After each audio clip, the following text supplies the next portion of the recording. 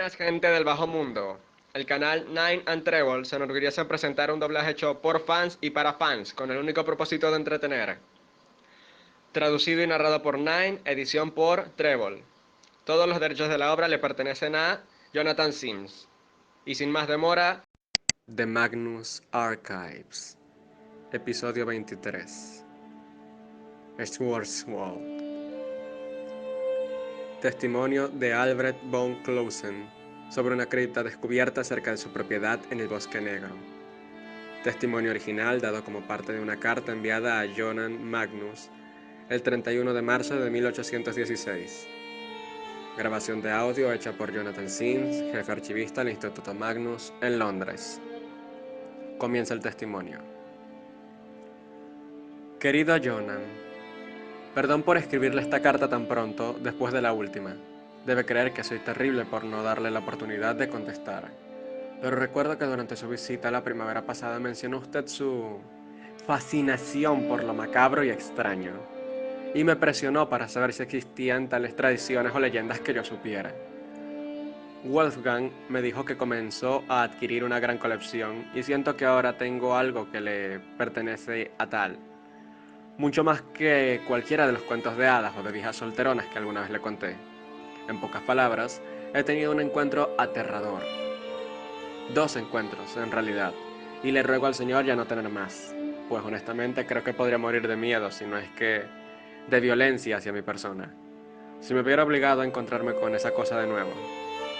Estoy seguro de que usted debe pensar que soy terriblemente aburrido al hablar así, pero siento que para comprender todo debo comenzar mi relato algún tiempo antes de encontrarme con la aparición. Debería comenzar con mis viajes a Wardenberg. Mi familia tiene una pequeña finca allí, en el corazón de Schwarzwald, lo que se llamaría el Bosque Negro, cerca de una pequeña ciudad llamada Schwarzberg. Esta propiedad le pertenecía a mi hermano Henrik, y cuando falleció pasó a manos de mi sobrino Wilhelm. Apenas tenía 14 años cuando Henrik murió y su madre había fallecido mientras le daba luz. Así que Clara y yo hemos hecho todo lo posible por brindarle la guía y el afecto que hemos podido. Esto nos afecta especialmente tomando en cuenta que nosotros mismos no hemos podido concebir un hijo, por lo que sentimos que era nuestro deber enseñarle a Wilhelm lo que le habríamos enseñado al nuestro. El libertinaje de la juventud es siempre un peligro y sentimos que era nuestro deber ayudar a guiarlo, donde pudiéramos, por el camino de la virtud. No teníamos que preocuparnos demasiado, nunca he conocido un alma tan sobria y prudente como para existir en el joven Wilhelm. Sin embargo, no obstante, nos hemos mantenido cerca de mi sobrino a través de los años, a pesar de la distancia. Cuando me enfermo este último invierno, obviamente hicimos los arreglos necesarios para viajar a su casa en Schwarzwald y ofrecerle todo el consuelo que pudiéramos. El viaje fue difícil, como supongo que es de esperar cuando se viaja en invierno, pero el estado de salud de Wilhelm no toleraba retrasos. Al principio, lo peor que pudimos ver fue que tuvimos que lidiar, de camino a Baviera, con la falta de provisiones en las posadas donde nos alojamos, ya que nos decían una y otra vez lo raro que era ver huéspedes en esta época del año. Aún así, diga lo que quiera sobre la Confederación Alemana, y sé que ciertamente tiene muchas opiniones al respecto, amigo mío, pero ha hecho que viajar sea mucho más rápido y ciertamente estoy agradecido por eso. Sin embargo, cuando llegamos a Wattenberg, nuestro camino se volvió más difícil. La nieve caía más espesa en el Schwarzwald, lo que nos obligó por fin a cambiar el carruaje por un trineo. Nunca ha conocido el invierno en el Bosque Negro, ¿verdad? Sé que dirá que tienen nevadas y bosques en Inglaterra, pero he visto lo que ustedes llaman bosques y puedo decirle que no se puede comparar con el Schwarzwald, con sus árboles cubiertos por un denso dosel de nieve intacta. Hay tal silencio allí como nunca he encontrado en ningún otro lugar de la tierra, y cada sonido parece morir en el momento en que toca ese suave manto blanco de nieve virgen. De día es la serenidad más hermosa que he visto, esa quieta tranquilidad, pero de noche, oh amigo mío, de noche se convierte en algo completamente diferente. La tranquilidad del bosque se vuelve como si el mundo estuviera conteniendo la respiración, esperando arremeter, y en aquellas partes donde el dosel se aclara lo suficiente como para que la luna brille, lo convierte todo en unas sombras más fantasmales. Perdí la cuenta de la cantidad de veces que juré ver figuras en las sombras, brevemente iluminadas por el resplandor de la luna en esa tierra helada. En un momento incluso exigí que se detuviera el trineo para poder examinar la zona con un par de pistolas, pero claro, no encontré nada. En tal estado, llegamos a la finca de Wilhelm cerca de Schwarzberg. Los sirvientes de Wilhelm nos recibieron y nos informaron del estado de su amo. Al parecer, el médico había desafiado las carreteras de Schwarzberg hace unos días para verle, y le había dado todos los medicamentos que pudo. Los sirvientes nos dijeron que desde entonces había mejorado constantemente, pero todavía estaba muy débil. Confesaré que ante esta noticia me sentí un poco inútil, pero al entrar a la habitación de Wilhelm, la felicidad evidente en su rostro cuando nos vio a Clara y a mí por fin acabó con esos pensamientos. Wilhelm ya se estaba recuperando, pero yo no tenía ninguna intención de viajar de regreso a través de esa quietud helada y silenciosa, a menos que fuera absolutamente necesario. Y Clara estuvo de acuerdo. Hicimos planes para pasar el invierno allí con Wilhelm. Había espacio suficiente para nosotros, aunque nuestra habitación era más modesta de lo que estábamos acostumbrados. Debo admitir que no me gustó del todo la idea de quedarme en el Washburn hasta el deshielo primaveral, pero dado los cursos de acción que teníamos a nuestra disposición, fue el que me pareció más agradable. Y así comenzó lo que iba a ser una larga estancia cerca de Schwarzberg, y realmente nunca llegué a desear con más intensidad haber llevado mi biblioteca conmigo. Solo tenía unos pocos libros y Wilhelm, a pesar de su absurda inteligencia, tenía aún menos. Al final tocamos música y escuchamos a Clara tocar muchas melodías en el piano. Mi esposa nunca ha tenido una voz especialmente singular, pero sus habilidades con las teclas lo compensan con creces. Yo mismo solía dar largos paseos por los bosques circundantes durante las primaveras a las horas de la tarde, cuando el frío era tolerable. A veces recorría los 3 kilómetros hasta Schwarzberg, pero la mayor parte del tiempo simplemente elegía una dirección y caminaba entre los árboles durante el tiempo que mi imaginación me lo permitía. Y luego simplemente seguía mi propio rastro de huellas de regreso a lo que, por el momento, era mi hogar. Fue en uno de estos paseos, algunos meses después, desde el comienzo de nuestra estadía, que encontré este antiguo cementerio. Estaba ligeramente hundido en el suelo, ya que todo lo que podía ver de los marcadores de las tumbas eran las más mínimas puntas de granito desgastado y desmesurado sobre la nieve. No podía adivinar el tamaño del lugar, ya que cada pocos segundos por donde fuera que caminara venía otro pequeño brote de piedra conmemorativa, floreciendo a través de la tierra helada. Cabía un poco de nieve frente a una de las lápidas. Por encima tenía un ángel quebrado. Ambas alas se habían roto y caído y la inscripción estaba demasiado gastada para distinguir alguna de las palabras. Casi me había decidido a irme, ya que sabía que tenía poco más de una hora antes de que la luz comenzara a desaparecer.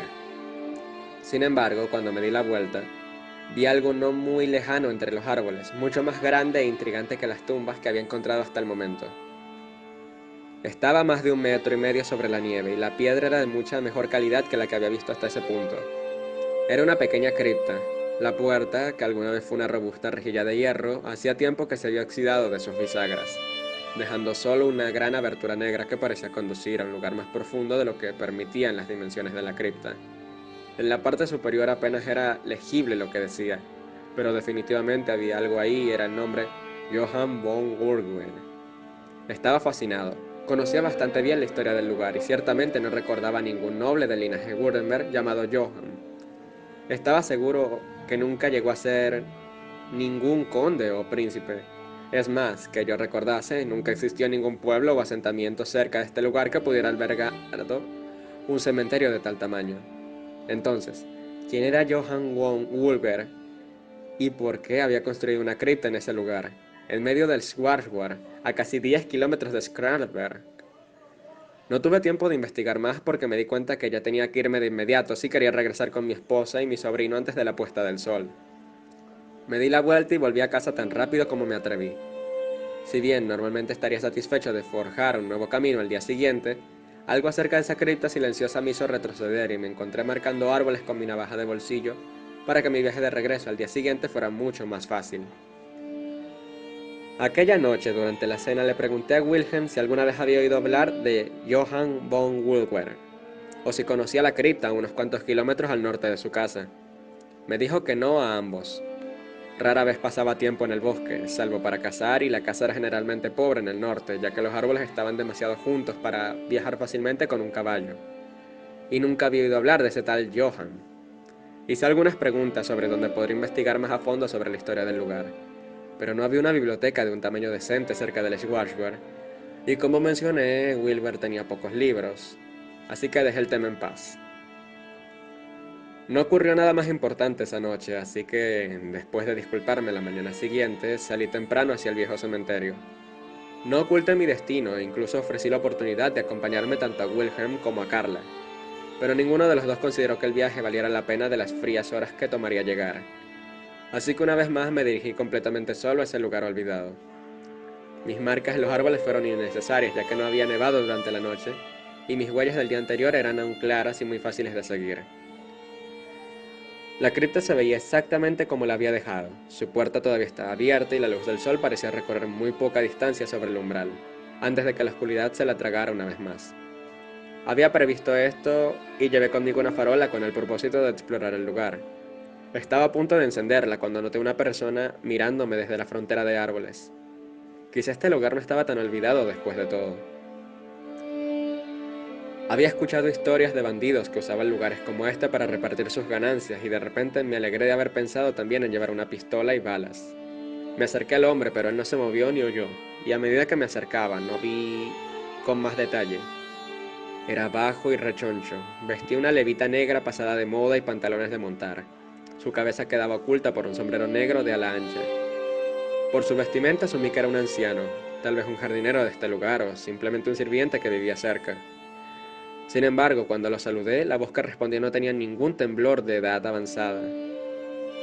Me preguntó en un alemán bajo y campesino si planeaba explorar la cripta. Le dije que sí y pregunté si él era el guardián de este lugar. Se rió cuando lo dije.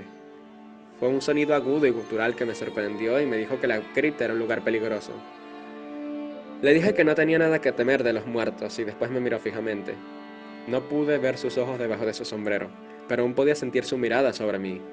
Volvió a reírse y me dijo, «No, señor, no tiene nada que temer de los muertos». Ante estas palabras comencé a retroceder. Siempre me aseguré de tener en mi mano sobre la pistola y no aparté los ojos de este extraño hombre hasta que llegué a la entrada de la cripta. Solo entonces miré hacia abajo para asegurarme de que mi farola estaba donde la dejé, y cuando volví a mirar a los árboles, el hombre había desaparecido. Para ser claro, me quedé bastante conmocionado por ese encuentro, y consideré volver a probar mi suerte otro día, pero algo dentro de mí se resistía a que todo mi trabajo y preparación fueran en vano debido a un solo granjero que no podía meterse en sus propios asuntos. Encendí mi farola y... ¡Martin! Dios santo, hombre, si te vas a quedar con los archivos, al menos ten la decencia de usar pantalones. ¡Cielos! Perdón, no creí que fueras a llegar hasta más tarde. Todavía no dan ni las 7. He estado llegando más temprano con el propósito de abandonar este lugar antes de que anochezca. Ya pasó una semana y no he visto nada. ¿Realmente crees que ella sigue allá afuera? No tengo idea, pero no planeo arriesgarme. No, supongo que no. Ahora bien, si me disculpas, Cierto. continúa el testimonio. Al principio me confundí. El interior parecía estar vacío. Adentro no había monumentos, ni ataúdes, ni placas, ni sellos que adornaran las paredes. Solo había una losa de mármol que estaba en el centro como un altar. Al principio pensé que quizás en ese lugar era donde debió haber estado el ataúd y alguien solo se lo había llevado. Pero al acercarme, vi que ocultaba algo. Detrás del bloque de ángulos agudos había una escalera que descendía profundamente hacia una catacumba subterránea desconocida. Se burlará de mí, Johan, la próxima vez que nos veamos, de eso estoy seguro. Se reirá de mi valentía y me llamará un aventurero irreflexivo. Pero el hecho es que bajé esas escaleras sin apenas pensarlo. Cualquier temor que pude haber tenido se centró únicamente en el hombre que había conocido afuera, y no preveía ningún peligro dentro de las catacumbas. Así que levanté mi linterna y bajé las escaleras. Eran antiguas, de eso no hay duda, pero no estaban desgastadas y apostaría que fui la primera alma en bajar en ese lugar en al menos un siglo. Descendieron durante un buen rato hasta que estuve bastante seguro de que estaba en las profundidades de la tierra congelada del Schwarzwald. Por fin los escalones terminaron para dar a un pasillo corto y pude ver que los ladrillos que formaban las paredes y el techo de la catacumba se habían derrumbado y movido en algunos lugares, lo que permitió el ingreso a las gruesas raíces de los árboles de arriba, que se enroscaban y se extendían entre las partes que más necesitaban reparación. Casi un minuto después de haber comenzado mi caminata, el pasillo se abrió hacia una gran cámara. En el centro había otro bloque de mármol, casi idéntico al que había visto arriba, pero encima de este había un ataúd de piedra sellado. El nombre Johann von Urenberg también estaba tallado aquí, aunque se conservaba con mucho más detalle a falta de los organismos que lo pudieran desgastar. Mientras lo miraba, noté que las paredes de la habitación no parecían ser de piedra, como fue el caso del pasillo o de la cripta. Me acerqué con cautela hasta que mi farola las iluminó claramente. Las paredes estaban cubiertas de estanterías. Estaban unidas unas junto a otras con tal densidad que era imposible saber si había una pared real detrás de ellas o si los libros mismos formaban el único baluarte contra el suelo. Desafortunadamente, los libros estaban terriblemente podridos. Los siglos no habían sido amables con ellos y mientras intentaba mover uno de ellos me di cuenta que gracias a la humedad y el tiempo provocaron que se fusionaran en una sola masa de papel y tela. Por predecible que hubiera sido, aún así sentí la más aguda punzada de pérdida. Fue increíblemente doloroso para mí ver tal volumen de conocimiento, posiblemente único en todo el mundo, completamente destruido. Los mismos estantes estaban construidos por el mismo mármol que los dos bloques y parecían haberse preservado mejor. Al mirarlos, noté un pequeño grabado tallado a intervalos regulares a lo largo del borde de cada uno. Era un ojo pequeño, abierto y observador. Por alguna razón fue solo en ese momento que comencé a sentir miedo. ¿De qué? No podría decirle, pero esos ojos pequeños me llenaron de tal pavor que aún me cuesta trabajo describirlo. Claramente me aparté de las estanterías y me decidí a partir cuando mi farola iluminó algo en la esquina de la habitación. O más precisamente, dos cosas. La primera era una pequeña moneda de oro que brillaba en el suelo. Lo segundo era un libro. Quizás se había caído de los estantes hacía mucho tiempo. Estaba en mejores condiciones que los demás. Tal vez debido al lugar donde había estado y pude abrirlo con mucho cuidado. Me decepcionó ver que no estaba escrito en alemán, ni siquiera en francés o latín, sino que parecía estar en árabe. Parecía ser alguna especie de manuscrito, elaborado a mano y absolutamente hermoso, aunque ni por mi vida podría haber dicho de qué se trataba. Tomé el libro y la moneda para estudiarlos más tarde y salí apresuradamente de la catacumba. El miedo persistente me hizo sentir como si alguna criatura invisible pudiera caer sobre mí si dudaba. Saqué mi pistola mientras salía de la cripta, por si acaso el extraño hombre de antes me estaba esperando para atacar. Pero no había señales de nadie afuera a la clara luz del día. Me apresuré en regresar, aunque todavía faltaban muchas horas antes del anochecer. Mientras me alejaba de la cripta, noté que la nieve de los árboles comenzó a derretirse y me consoló saber que Clara y yo probablemente podremos regresar a Clausen pronto. Wilhelm se recuperó por completo de la fiebre y ya en la cena todo rastro de mi miedo previo había desaparecido y me sentí de excelente humor. Después me retiré para fumar una pipa o dos y examinar mis hallazgos con mayor detenimiento. El libro, aunque era hermoso, se negó obstinadamente a ofrecer pistas sobre su contenido. Con su permiso, se lo traeré a sus ojos expertos la próxima vez que tenga el placer de su compañía. La moneda, por otro lado, era más interesante. Por un lado tenía grabado el perfil de un joven de rostro afilado, cabello largo y suelto.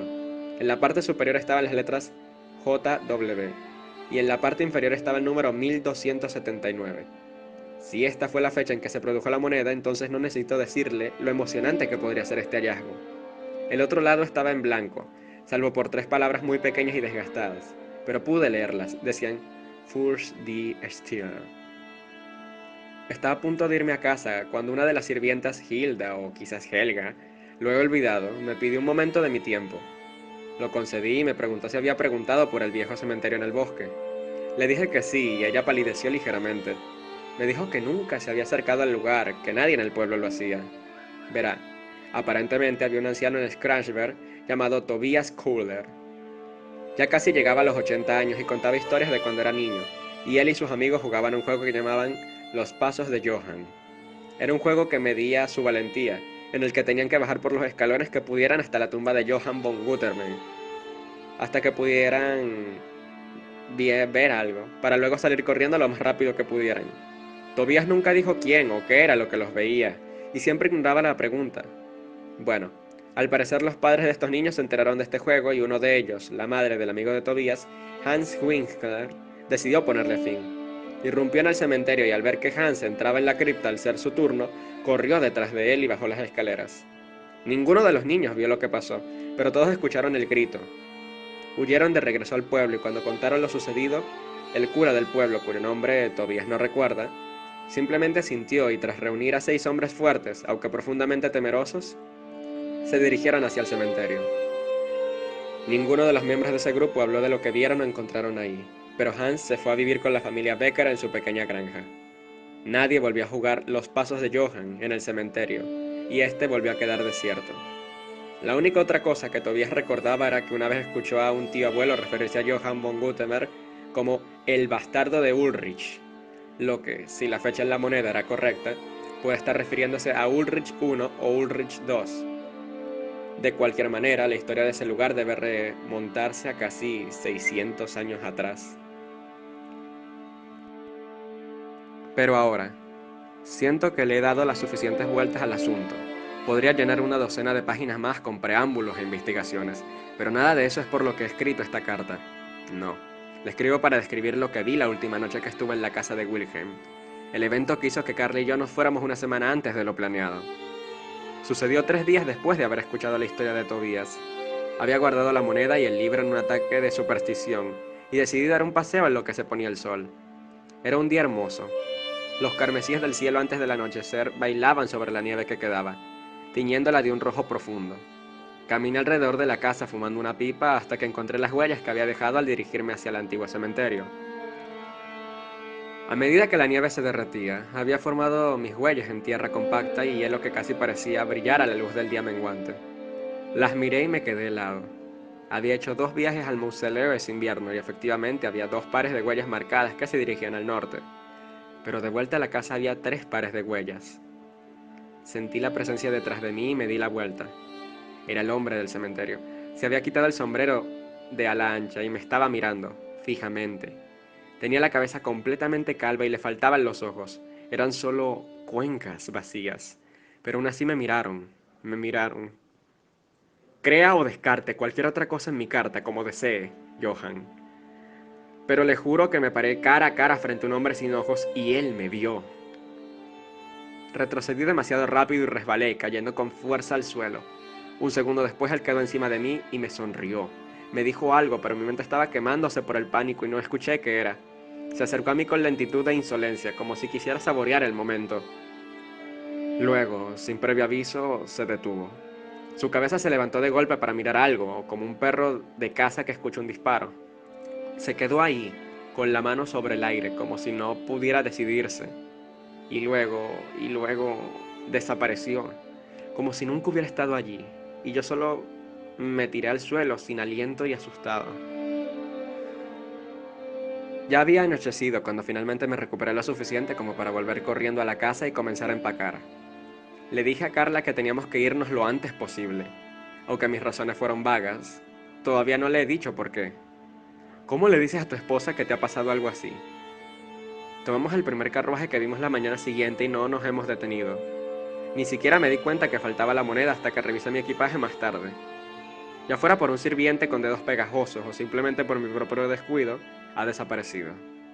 Así que debo disculparme porque no podré compartir esa parte en particular de la historia con usted. También debo disculparme por la letra. He escrito esto en papel también como se puede hacer en un largo viaje de carruaje. Aún así, espero poder mostrarle el libro que he adquirido y las revelaciones que sin duda usted obtendrá de él. Suyo en confianza, Albrecht.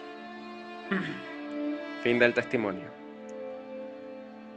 Siempre es un placer encontrar un fragmento de historia escondido en la sección incorrecta de los archivos. Aún así, no puedo decir que sepa mucho sobre Johann Magnus o los orígenes del instituto, por lo que de alguna manera, este es un descubrimiento bastante grato. Obviamente, no hay mucho seguimiento que se pueda hacer, pero para saciar mi propio interés, he investigado un poco, que incluyo aquí para complementarlo. Solo he hallado una referencia al tal Johann von Gutenberg en todos los materiales de referencia de historia alemana que tenemos disponibles. El libro Cuna de Alemania, Gutenberg a través de las décadas, de Ian Moira, menciona rumores de que Ulrich I, conde de Gutenberg, tuvo un segundo hijo ajeno al matrimonio en 1255. No figura ningún nombre, pero se sabía que ciertos enemigos del conde difundían rumores de que este hijo, exiliado, se asociaba con las brujas. 1279 fue también el año en que murió el sucesor de Ulrich I, Ulrich II.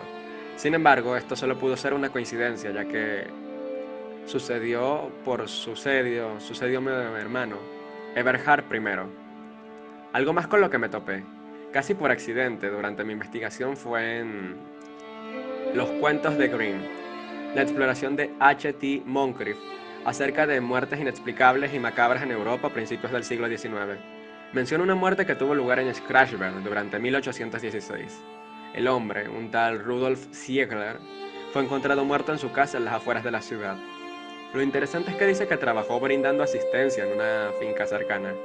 Poco después de esa muerte, Wilhelm von Closen fue investigado por el crimen, ya que se descubrió que el muerto estaba robando joyas de la finca. Sin embargo, el caso finalmente se abandonó después de que 4 médicos atestiguaran que la ferocidad de las heridas infringidas a Herr Jäger estaban, y cito, más allá de la capacidad de la violencia humana. Se declaró muerte por un ataque animal. Intenté averiguar qué le sucedió a Albrecht von Closen y a su libro, pero no puedo encontrar ninguna mención de él en ningún volumen de historia ni en ningún sitio en línea. Quizás podría averiguar más y pasara meses examinando las declaraciones históricas en las salas traseras de los archivos, pero simplemente no tengo tiempo para satisfacer mi propia curiosidad de esa manera. Sin embargo, he localizado la genealogía de Wilhelm von Closen. Se casó y tuvo hijos, y la familia permaneció ubicada en Schranzberg y sus alrededores durante casi otro siglo, antes de que una parte del linaje emigrara a Inglaterra en 1908. Tuvieron una hija, Elsa, que se casó con un hombre llamado Michael King en 1920. En 1924 tuvieron una hija, cuyo nombre era Mary Keane. Esto puede ser una simple coincidencia, pero me inquieta. Fin de la grabación.